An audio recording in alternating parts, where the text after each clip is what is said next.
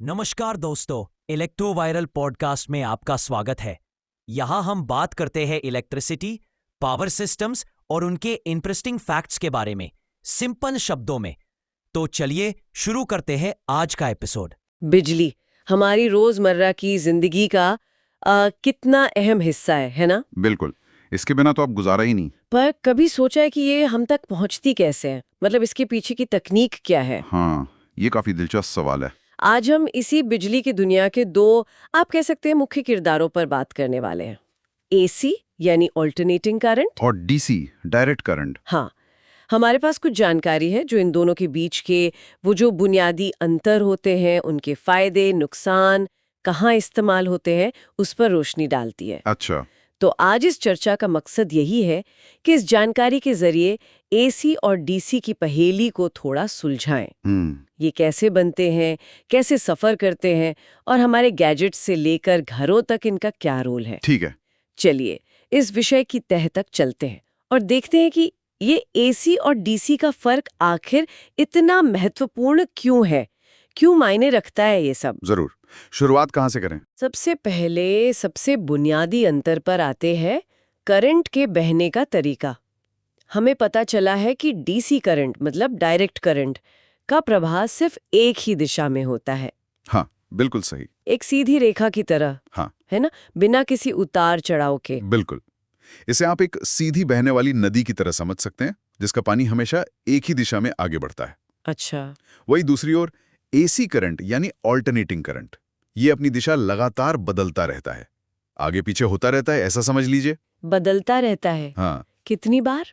जानकारी के मुताबिक भारत में ये बदलाव एक सेकंड में 50 बार होता है। 50 बार एक सेकंड में? हाँ, जिसे हम 50 हर्ट्ज फ्रीक्वेंसी कहते हैं। सुनने में ये शायद मामूली अंतर लगे, पर यहीं से सारी कहानी बदल जाती है। असल में मतलब ये कि करंट के बहने की दिशा का ये जो फर्क है ना, यही तय करता है कि हम बिजली को कैसे इस्तेमाल करते हैं और कैसे उसे दूर दराज के इलाकों तक पहुंचाते हैं। ये बहुत बड़ा फैक्टर है। अच्छा, तो एक सीधा चलता है, दूसरा दिशा बदलता है 50 बार प्रति सेकंड। अगर दिशा का ये अंतर इतना अहम है, तो इसका बिजली को दूर तक भेजने पर क्या असर पड़ता है? क्योंकि बिजली तो पावर प्लांट में बनती है और हमारे घरों तक सैकड़ों किलोमीटर का सफर तय करती है। सही बात है। जानकारी लंबी दूरी के संचरण मतलब ट्रांसमिशन की बात करती है, और ऐसा लगता है कि डीसी के साथ इसमें कुछ चुनौतियां हैं। उसमें लॉस ज्यादा होता है, ऐसा कहा गया है। हाँ, ये एक बहुत बहुत महत्वपूर्ण बिंदु है। देखिए, जब बिजली किसी तार से गुजरती है तो तार का अपना एक गुण होता है जिसे हम प्रतिरोध या रेजिस्टेंस कहते हैं। रुकावट डालता है ना? हाँ, बिल्कुल। मतलब तार करंट के प्रवाह में थोड़ी रुकावट डालता है।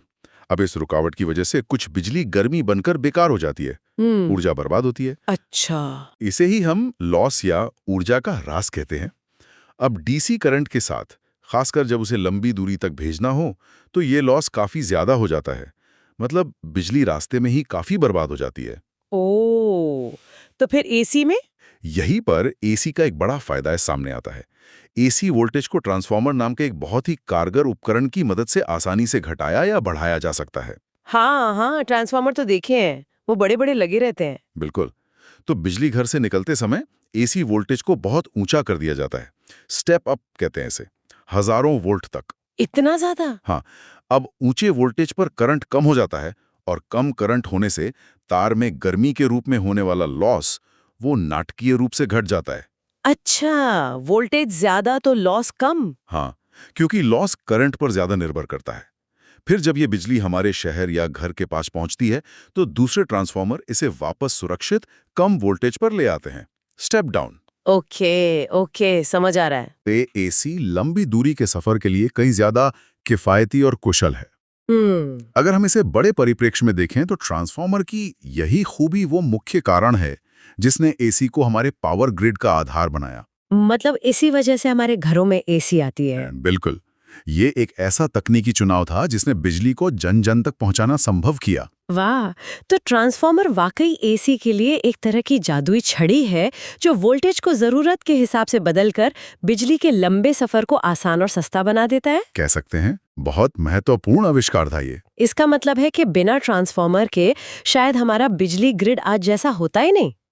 खैर, ये तो हुई भेजने की बात, अब इन्हें बनाने के तरीकों पर आते हैं। ठीक है। जानकारी कहती है कि दोनों के बनने के स्रोत भी अलग अलग है। डीसी के लिए battery, solar cell, fuel cell जैसी चीजों का जिक्र है। सही पहचाना आपने। ये स्रोत आमतौर पर सीधे डीसी करंट ही पैदा करते हैं। सीधे डीसी? हाँ, जैसे बैटरी में रासायनिक क्रिया होती है जो सीधे डीसी बिजली बनाती है। सोलर पैनल वो सूरज की रोशनी को फोटॉन से इलेक्ट्रॉन में बदलकर सीधे डीसी करंट उत्पन्न करते हैं। अच्छा, सोलर पैनल से डीसी मिलती है। हाँ जी। और फ्यूल सेल भी एक तरह की रासायनिक फैक्ट्री ही है जो डीसी बनाती हैं। ओके। और एसी वो कहाँ से आती है? दूसरी तरफ एसी का उत्पादन बड़े पैमाने पर होता है, विशाल पावर प्लांट्स में। बड़े वाले प्लांट? हाँ, चाहे वो कोयले से चलने वाले थर्मल प्लांट हो, पानी के जोर से चलने वाले हाइड्रो प्लांट हो या परमाणु ऊर्जा वाले न्यूक्लियर प्लांट हो। इन सभी में बड़े बड़े जनरेटर घूमते हैं जिन्हें टरबाइन चलाते हैं। जनरेटर? हाँ, और ये जनरेटर मूल रूप से एसी ही पैदा करते हैं। अच्छा, तो जनरेटर एसी बनाते हैं। हाँ, और जैसा हमने अभी समझा, एसी पैदा करने का एक बड़ा कारण यही है कि इसे ट्रांसफार्मर की मदद से लंबी दूरी तक कुशलता से भेजा जा सकता है। ये सब जुड़ा हुआ है। समझ गई। तो बनाने के तरीके भी एकदम अलग। एक तरफ छोटी सीधी बिजली देने वाले स्रोत जैसे बैटरी और सोलर पैनल जो हमें पोर्टेबिलिटी देते हैं, मतलब कहीं भी ले जा सकते हैं। बिल्कुल। दूसरी तरफ बड़े बड़े पावर प्लांट जो एसी बनाते हैं ताकि पूरे देश में बिजली पहुंचाई जा सके। चलिए अब एक और महत्वपूर्ण पहलू पर आते हैं, सुरक्षा। हाँ, ये जरूरी है। बिजली खतरनाक होती है, ये हम सब जानते हैं। जानकारी के अनुसार डीसी का शॉक ज्यादा खतरनाक हो सकता है क्योंकि वो लगातार लगता है और उससे छूटना मुश्किल होता है। ऐसा है क्या? हाँ, सुरक्षा के लिहाज से दोनों में कुछ बारीकियां हैं। डीसी का झटका वाकई निरंतर होता है क्योंकि करंट एक ही दिशा में बह रहा है ना। तो अगर कोई इंसान इसके संपर्क में आ जाए तो उसकी मांसपेशियां लगातार सिकुड़ सकती हैं, जिसे मसल टेटनस कहते हैं। मसल टेटनस कहते हैं। हाँ, और इसकी वजह से उस चीज को छोड़ पाना बहुत मुश्किल हो जाता है जिससे करंट लग रहा है। मतलब आप चिपक सकते हैं। ओह, ये तो बहुत खतरनाक है। बिल्कुल। अब एसी का झटका भी बेहद खतरनाक है, इसमें कोई दो राय नहीं। लेकिन क्योंकि एसी करंट लगातार अपनी दिशा बदलता है और हर साइकिल में 2 बार शून्य मान से गुजरता है। शून्य मान मतलब जीरो? हाँ, जीरो क्रॉसिंग कहते हैं। मतलब एक पल के लिए करंट शून्य हो जाता है। तो सैद्धांतिक रूप से थ्योरी में एक क्षणिक मौका मिल सकता है जब मांसपेशियां थोड़ी ढीली पड़ें और इंसान संपर्क तोड़ पाए। एक मौका मिल सकता है। मिल सकता है, लेकिन इस पर जोर देना बहुत जरूरी है कि यह सिर्फ एक थ्योरी है और असलियत में एसी शॉक भी उतना ही जानलेवा हो सकता है, खासकर उच्च वोल्टेज पर। हाँ, वो तो है। इसलिए चाहे एसी हो या डीसी, दोनों से अत्यधिक सावधानी बरतना अनिवार्य है। इसमें कोई लापरवाही नहीं होनी चाहिए। नहीं, बिल्कुल नहीं। ये हमें सोचने पर मजबूर करता है कि क्या दोनों के लिए सुरक्षा नियम और उपकरण बिल्कुल एक जैसे हैं या उनमें वोल्टेज और उपयोग के आधार पर कुछ फर्क रखा जाता होगा। शायद होता ही होगा। हाँ, शायद। बिल्कुल। सुरक्षा पहले, दोनों ही करंट अपनी अपनी तरह से खतरनाक है और सावधानी ही बचाव है।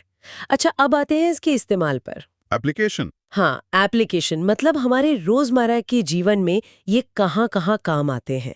जानकारी बताती है कि हमारे ढेरों इलेक्ट्रॉनिक साथी जैसे मोबाइल फोन, लैपटॉप, टैबलेट और यहाँ तक कि इलेक्ट्रिक गाड़ियों की बैटरी, ये सब डीसी पर चलते हैं। एकदम सही कहा।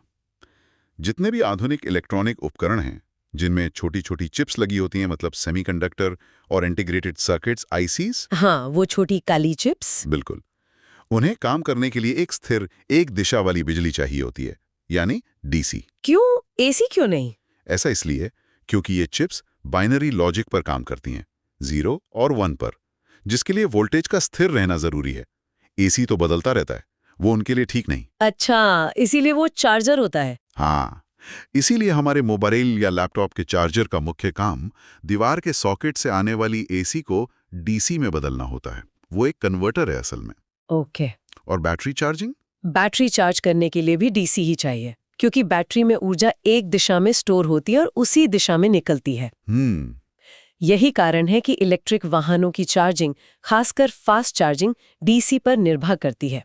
संक्षेप में कहें तो जहां भी डिजिटल दिमाग, सटीक कंट्रोल या ऊर्जा स्टोर करने की बात आती है, वहां डीसी का राज चलता है। और एसी का इस्तेमाल फिर कहाँ होता है? आपने पावर ग्रिड की बात की और जानकारी में घरों के उपकरण, इंडस्ट्री, पंखे, लाइट्स, मोटरों का जिक्र है। हाँ, हमारे घरों के स्विच बोर्ड में जो बिजली आती है वो एसी होती है। ठीक है। इसी से हमारे ज्यादातर भारी भरकम उपकरण चलते हैं। पंखे, cooler, AC, fridge, washing machine, पानी खींचने वाली मोटर, पुराने फिलामेंट वाले बल्ब या ट्यूबलाइट। अच्छा, ये सब एसी पर। आजकल एलईडी लाइट्स भी तुम्हें। आजकल की एलईडी लाइट्स हालांकि अंदर डीसी इस्तेमाल करती हैं, पर वे भी लेती एसी ही हैं और अंदर एक छोटा सा सर्किट उसे बदल लेता है। ओके। और इंडस्ट्री में बड़े बड़े उद्योगों में भी मशीनों और मोटरों को चलाने के लिए मुख्य रूप से एसी का ही इस्तेमाल होता है। क्यों? वहां डीसी क्यों नहीं? इसका एक बड़ा कारण ये है कि एसी मोटरें डिजाइन में अपेक्षाकृत सरल, मजबूत और सस्ती होती हैं। अच्छा। और जैसा हमने पहले विस्तार से समझा, उद्योगों को भारी मात्रा में बिजली चाहिए होती है, जिसे एसी के रूप में आसानी से ट्रांसमिट किया जा सकता है और जरूरत के मुताबिक वोल्टेज में बदला जा सकता है। वही ट्रांसमिशन वाला फायदा। बिल्कुल। तो तस्वीर साफ है। एसी और डीसी दोनों ही आधुनिक जीवन के लिए जरूरी हैं। वे अलग अलग काम करते हैं, लेकिन एक दूसरे के पूरक बनकर हमारी ऊर्जा की जरूरतें पूरी करते हैं। ये वाकई सोचने वाली बात है कि कैसे ये दोनों तकनीकें मिलकर हमारी दुनिया को चला रही हैं। एक तरफ हमारे स्मार्ट और नाजुक गैजेट्स डीसी पे पल रहे हैं, तो दूसरी तरफ हमारे घर और कारखानों का सारा बोझ एसी उठा रहा है। कमाल है। हाँ, एक अच्छा संतुलन बना हुआ है। अच्छा, अब एक और बात सामने आई है। जानकारी में इस बात पर भी जोर दिया गया है कि एसी डीसी का ये अंतर समझना इंजीनियरिंग की प्रतियोगी परीक्षाओं के लिए भी काफी महत्वपूर्ण है। अच्छा। हाँ, जैसे गेट, एसएससी, जेई या डिप्लोमा स्तर की परीक्षाओं के लिए।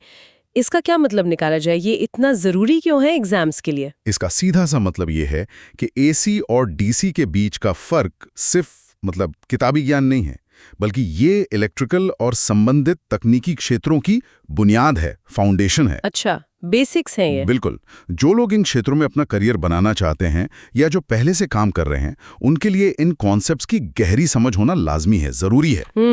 ये इतने मौलिक सिद्धांत हैं कि इंजीनियरिंग कॉलेजों के एंट्रेंस एग्जाम से लेकर सरकारी नौकरियों जैसे जूनियर इंजीनियर वगैरह तक की परीक्षाओं में इनसे जुड़े सवाल जरूर पूछे जाते हैं। ओके। जानकारी में जो 5 अंक तक सुरक्षित करने की बात कही गई है, वो शायद इसी महत्व को दर्शाने का एक तरीका है। हाँ, हो सकता है। ये बताता है कि परीक्षा लेने वाले यह जानना चाहते हैं कि उम्मीदवार को सिर्फ परिभाषा ही नहीं, बल्कि दोनों तरह के करंट के व्यवहारिक पहलुओं, उनके फायदे, नुकसान और उनके सही अनुप्रयोगों की भी ठोस समझ है या नहीं। ये बुनियादी इंजीनियरिंग का एक अहम हिस्सा है। सही बात है। मतलब सिर्फ रटना नहीं, समझना जरूरी है। बिल्कुल। तो कुल मिलाकर आज हमने इस जानकारी के आधार पर एसी और डीसी के बीच के मुख्य अंतरों को परत दर परत समझा। हाँ, काफी कुछ कवर किया हमने। उनके बहने की दिशा, लंबी दूरी तक सफर करने की काबिलियत, जिसमें एसी ट्रांसफार्मर की वजह से बाजी मारता है। सही। बनने के स्रोत, मतलब बैटरी, सोलर से डीसी, पावर प्लांट से एसी। सुरक्षा से जुड़े पहलू, दोनों खतरनाक पर असर अलग। हाँ। और उनके अलग अलग इस्तेमाल, इलेक्ट्रॉनिक्स में डीसी, घरों और इंडस्ट्री में एसी। ये साफ है कि हमारी टेक्नोलॉजी से भरी दुनिया इन दोनों के बिना अधूरी है। बिल्कुल। और अंत में एक दिलचस्प इशारा भविष्य की ओर भी है, जिसका जिक्र जानकारी में था। अच्छा, क्या? नवीकरणीय ऊर्जा, मतलब रिन्यूएबल एनर्जी, जैसे सोलर और विंड पावर। हाँ, सोलर विंड आजकल बहुत चल रहा है। बिल्कुल। फिर स्मार्ट ग्रिड और इलेक्ट्रिक वाहन, ईवीज, ये सभी तकनीकें तेजी से बढ़ रही हैं। हाँ, ईवीज तो दिख ही रही हैं सड़कों पर। अब ये सोचना वाकई रोचक है कि इन नई तकनीकों के आने से एसी और डीसी के बीच का संतुलन कैसे बदलेगा। बदलेगा कैसे? उदाहरण के लिए सोलर पैनल सीधे डीसी बनाते हैं, जैसा हमने बात की। इलेक्ट्रिक गाड़ियों की बैटरी डीसी में चार्ज होती हैं। ऊर्जा भंडारण यानी एनर्जी स्टोरेज के लिए भी बैटरी डीसी का इस्तेमाल बढ़ रहा है। हाँ, ये सब तो डीसी वाले हैं। तो क्या भविष्य में डीसी का दबदबा बढ़ेगा, खासकर स्थानीय स्तर पर, घरों में, बिल्डिंग्स में, या फिर एसी ग्रिड ही मुख्य आधार बना रहेगा और हम एसी डीसी कन्वर्जन की बेहतर और कुशल तकनीकों पर ज्यादा निर्भर होंगे? मतलब एसी को डीसी में और डीसी को एसी में बदलने की माथापच्ची बढ़ेगी। ये तो सोचने वाली बात है। बिल्कुल। यह सवाल भविष्य के इंजीनियरों और नीति निर्माताओं के लिए काफी अहम होने वाला है। यह दिखाता है कि एसी बनाम डीसी की यह कहानी अभी भी लिखी जा रही है, ये खत्म नहीं हुई है। और इसी विचार के साथ कि भविष्य में बिजली का रूप क्या होगा, एसी और डीसी का ये रिश्ता कैसे विकसित होगा, हम आज की ये गहन चर्चा यहीं समाप्त करते हैं। ठीक है। तो दोस्तों, ये था आज का एपिसोड इलेक्ट्रो वायरल पॉडकास्ट का। अगर आपको ये जानकारी पसंद आया हो तो चैनल को सब्सक्राइब कीजिए और वीडियो को शेयर करना ना भूलें। जुड़ते रहिए इलेक्ट्रोवायरल के साथ, क्योंकि यही मिलेगी आपको इलेक्ट्रिसिटी से जुड़ी सही और यूजफुल नॉलेज। फिर मिलते हैं अगले एपिसोड में, तब तक के लिए नमस्कार।